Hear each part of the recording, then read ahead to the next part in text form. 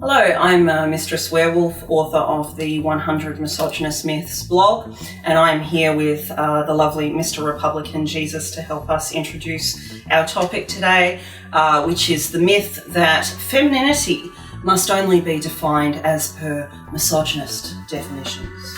I have a prepared statement. You should never date a woman if she is more than 5'4", is less than a C cup, has a deep voice, is more than 120 pounds, has long or heavy periods, has acne, has a lot of body fur, has visible muscle tone, or is promiscuous. All of these are signs of high testosterone levels in women, so you're basically dating a man if you date a woman like this, and we do not want to date men. No. She is most likely also infertile or a lesbian.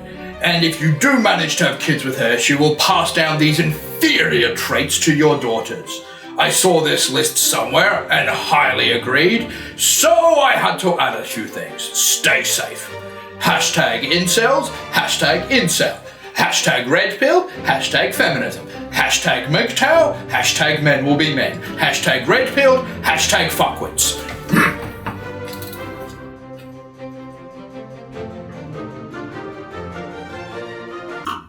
Right, well, thank you for your patience listening to the lovely Mr. Republican Jesus and his definitions. I am now joined by the lovely Mr. Red, and we're here to discuss these things, hopefully with a little bit more common sense.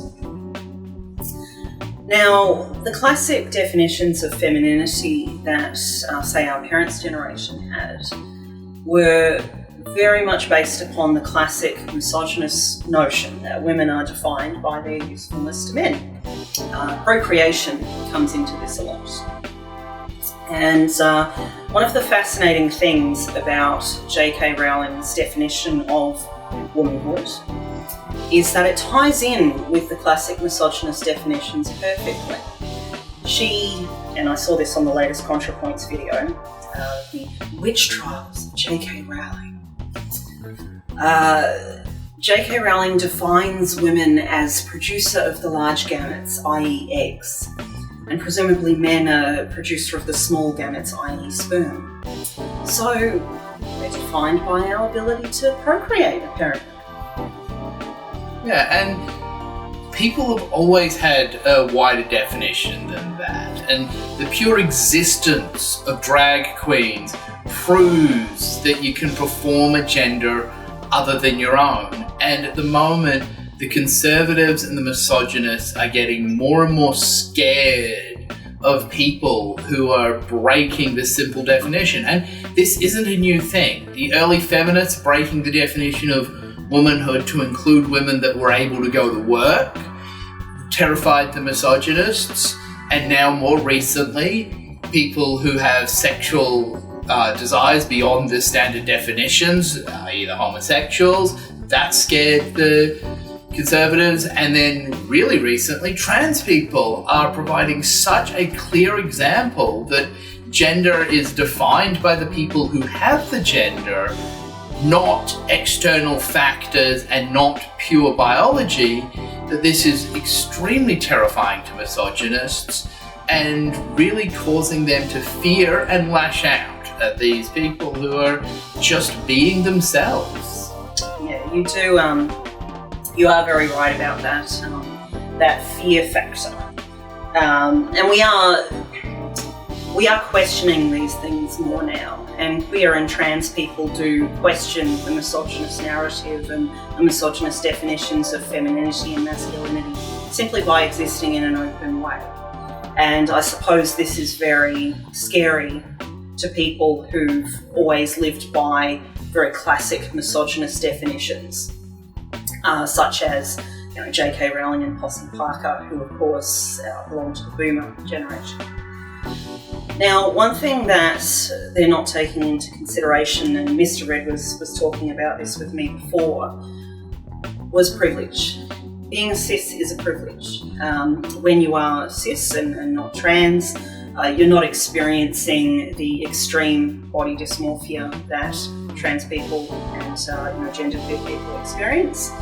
And of course, as I pointed out in my blog, this group of people has a higher suicide rate than the cis population, and there is a very good reason for that, because those people are of course disadvantaged in comparison to the cis population. So as I think we've discussed with each other before, TERFs, they are punching down. Yeah, these are people, often women, who may have faced some persecution because of their gender, but a lot less than someone who is actually having to fight for their gender. And they seem to be attacking people who've had more persecution, more issues than them, in some sort of hope that the misogynists and the haters are going to give them respect for sharing their hate, when any support from people like that is going to be a temporary amount, because they're looking for allies while they're punching down until they can exclude a group and then punch down to the next group up the hierarchy. Sorry to interrupt you, but you know what this reminds me of? When the Nazis showed up to Posse Parker's little speech in Melbourne? Yeah. Yeah. They're happy to fight with her against people more with less privilege than she has. And I'm sure they'll be happy if they got their way. They would also be happy to fight against her if she wanted to argue for privilege on her own. And if you want more information about all of this, there is a great article that Partner has written in the doobly-doo. So open it up, have a read through. She goes into far more detail. So please go through that and work from there. And like, share, comment. If you are a TERF or misogynist and you make nasty comments, I may reply being a little bit sarcastic, just forewarning you. Mwah. Thank you.